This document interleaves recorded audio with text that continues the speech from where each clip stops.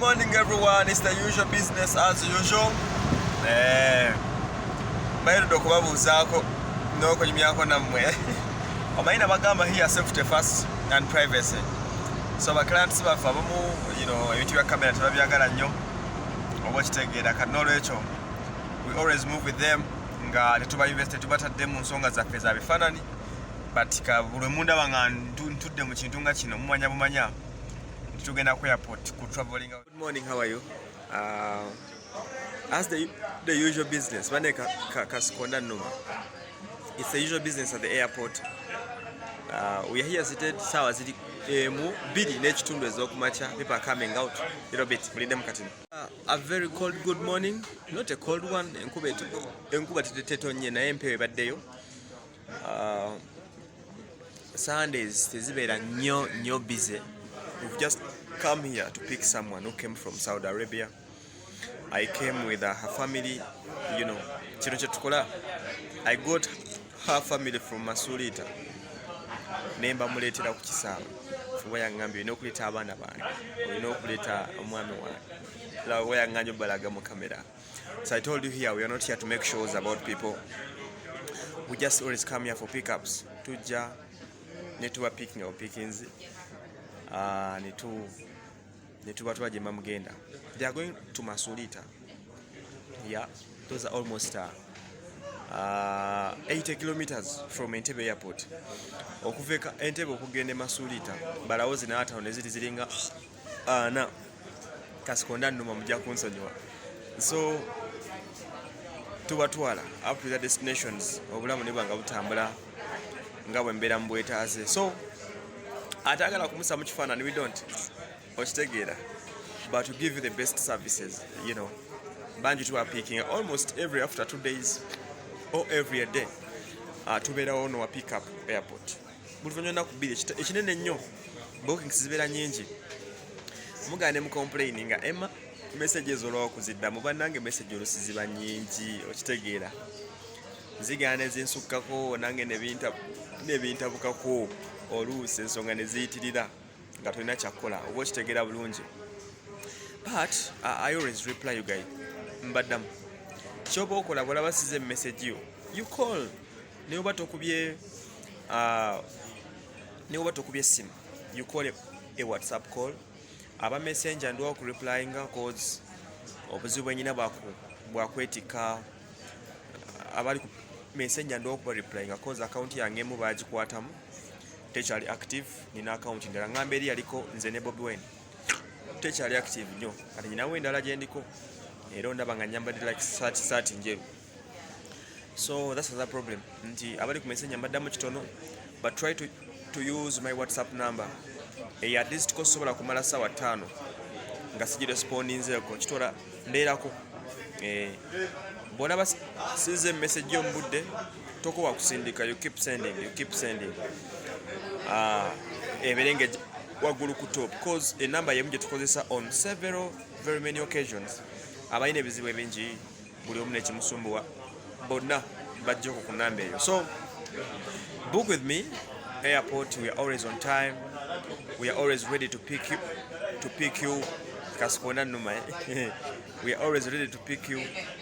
Tukutwale wonna woba oyagala ogenda okitegeera obulamu niba nga bukutambulira.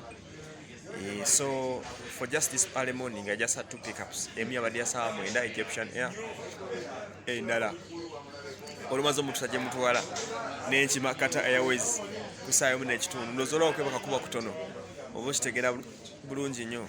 But thank you so much for supporting us, keeping up with us. Trust Media Uganda, also my YouTube channel. We are powered by Beef Organic, and then we are building up something big. Probably next year.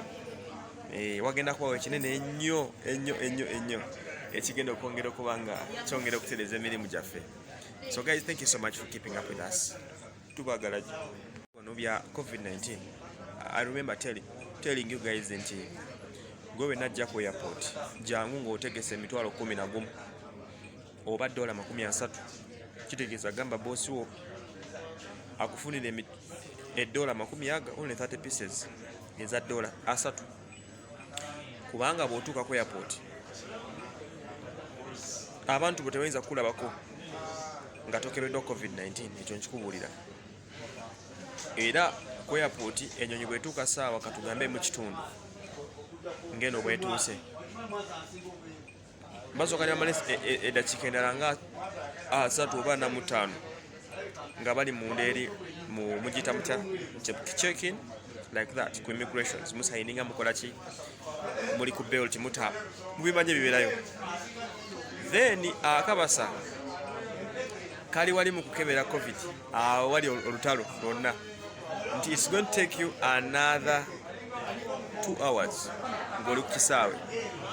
Bw'obala eddakiika 4 ng'okyali munda wakava ku nnyonyi n'oddamu n'obala essaawa endala nga 2 oba okitegeera balina okukebera oba aza okebeddwa oba tokebeddwa. They have to check you COVID-19. Luli twalekanga ne mwingene PCR test naye kati gavumenti yakikyusaamu. Kati ekintu kyatabuka baganda bange kyafuuka kizibu nnyo ono mu ggwanga okitegeera. So come prepared knowing that ojja okimanyi bagenda kukebera COVID-19. People always here stranded waiting for their friends, for their fellows. Abantu bajja ne baspendinga ku kisaawe essaawa 2 nga balinda family zaabwe bayitirivu nnyo babeerawo ne balinda but oli kyakola is the product of the government. Terina kyakusikolera government because ekyo kyeyasalawo okukola for our safety nga bwe bagamba. They are always ready to check us n'okulaba ebyo ebiddako. Are we together? So let me keep waiting for my friend. Kinaati n'amanya ge sigamanyi saagabuuziza kyewuunyisa nnyo naye business is done era ensonga ne zikolebwako ebintu ne biggwa. My name is Wase Manuel. Keep subscribing with us, keep following us. Thank you so much. Once again, thank you so much for keeping up with us. My name is Wase Manuel, as usual. We are moving. I'm from the airport. Nabagaye bakiransi bange kye baŋŋamba kye mbakolera si kubakolamu show. Babaŋŋambye Emma saagala kamera ki I don't kubanga kyabeera nsabye oba okitegedde bulungi nnyo. So they are behind but today tumaze okubapiikinga ku airport. We are heading to their destinations nga mubirabye tukutte Kola Express Highway. Yazimba ekkubo lino yaligonzaamu newankubadde batugambye tugenda kutandika okusasula mu bbanga tono nnyo. We are going to be paying okuva ku 3,000 okutuuka ku 8,800 okusinziira ku motoka kika ki gy'obeera olimu. Kati ng'eno gye ndimu super custom ejja kuwayo 15,000 buli trip. Kitegeeza bw'ova e Kampala n'oyita ku express ezo 15,000 n'okuddayo 15,000. Kale waakiri mulimba nammwe mwandibadde kale zandibadde 2,200 oba 3,300 naye 15,000 liita z'amafuta ezi okitegedde. Kale newankubadde oluusi tubeera ku bwangu n'ebisigalire ne badi services bino ebituwe bituzimbira byaffe. It's a very nice road. Bw'oluyingirako n'olutambulirako olaba nga luguudo luli world class lulungi. Ndowooza mubiraba ebifaananyi bigenda biyitingana eby'oluguudo mpola mpola. It's a good road, a highway. Naye akasente ke mwataddeko kangi nammwe mulimba. Omaye omutala gumu kanana gwe okusasula. Magoba agaye gonna ge banfunye mu project gonna mwagala mugatwale. Gonna mwagala mugatwale omulundi gw'omulimba nnyo nammwe naye nga we are heading to Masulita. Twabagamba ne oba ogenda Congo otuuke Congo nkutwala. So abaclients basiima emirimu tutuukira mu budde okitegeera ne tukuuma embeera naye mbajjukiza bw'oba ojja jangu ne $30 jangu ne $30 naye mbonabulira ku kisaawe atodde mu kusumbuwa abantu bo ate gwe n'empeereza ye10 nedda $30 zifune beera muntu mukulu obuvunaanyizibwa $30 gamba mukama waazikuwa ojje nazo osobola okuba nga tobonabulira ku airport kubanga ziba tuzeetaagisiza ddala n'okusinga ky'obolowooza okitegedde bulungi nnyo. Bw'otafuna sente ezo oba togenda kulaba kiddako. After a long travel, finally we're in Masulita. Yeah. Masulita, it's quite a simple town, a growing town. So baklanti baffe gye babadde badde eno, you know, we deliver you to your place in a comfort ride. Tuba na buzibu bwonna otuuka gy'olaga nga bweyagadde mwana okukoba nga kuba kungi naye tutuuse nga tubatuuse ewaabwe tutaweereza like for a distance of 2 hours nga tutambula. So wenjogerera tuli ku kyalo, you can see the town looks good. A simple growing town. Terina nnyo kakodyo naye gye babeera abantu baffe. Keep subscribing, book your slot otwegatteko tugende. Finally had to deliver them to their home. Yeah, in their home village. That's how we do it. Wow. They are already back home. Yep.